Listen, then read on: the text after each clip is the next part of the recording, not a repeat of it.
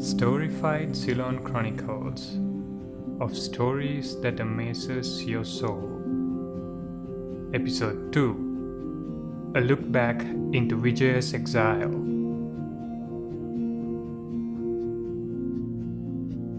In our first episode, we brought you the Vijaya Kuveni love story and how Vijaya rose to the throne of the island country of Sri Lanka. Today, we are going to tell you a little more about Vijaya's family lineage. You know by now that Prince Vijaya was exiled by his father, King Sinhabahu, some 2500 years ago. Vijaya was a notorious prince, famous for his careless deeds. There were many complaints, and the King Sinhabahu had no other choice but to send his eldest son away.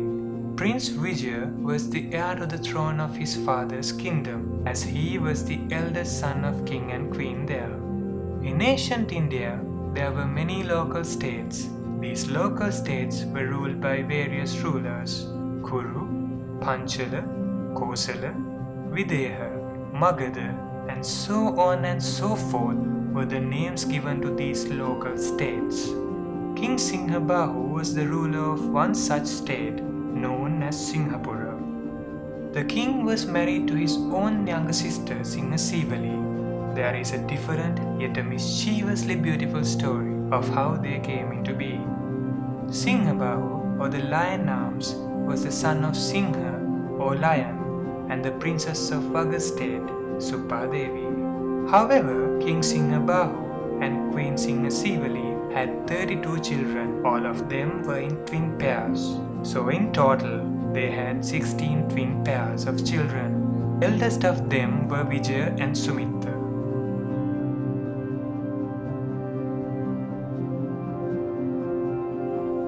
Vijaya and Sumitta were very close to each other from early days, but eventually Vijaya had to be exiled. Upon landing on Thambanni, or the modern-day Sri Lanka, Vijaya realized that the country was home to 4 key tribes of people, or more likely superhuman beings, known as Yakka, Deva, Raksha, and Naga.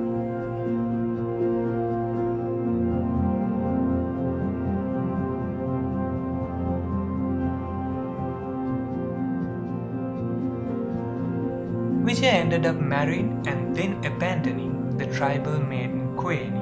Check out story 1 for this mystic tale. After abandoning Kuveni, Vijaya lost his 2 children as well, as Kuveni took them away with her. These children ended up marrying each other and giving birth to a separate tribe of people known as Palinda people in Sri Lanka. However, Vijaya marries a queen with a Kshatriya background or royal blood, whom he gets to the country from Pandu state in India. Unfortunately, they had no children. Some people believe this is because of Kuveni's curse, Dividosa. Anyway, in his last days, King Vijaya sends out a letter to his brother Sumitta to come to Sri Lanka and succeed him. Sumitta receives the letter a little too late after Vijaya has passed away in Sri Lanka without an heir to his throne. Sumitta himself was very old and was the king of a local state himself.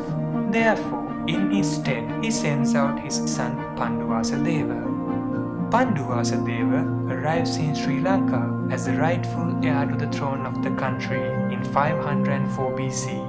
Vijaya had passed away a year before in 505 BC, and Vijaya's one of the most trusted, Upadisa, had looked after the country for 1 year period while the country did not have a king. Panduvasadeva went on to marry a royal princess of high stature, Princess Bhattacharya, and went on to rule for 30 years. The story of Princess Bhattacharya and King Panduvasadeva is a legend itself. Let us know if you want to hear that story as well. King Vijaya's dynasty, which is known as the Great Dynasty, went on to rule the country till 67 AD for nearly 600 years with only few disturbances and discontinuities here and there. Check our YouTube channel for more videos and subscribe to us. See you again with another mystifying story.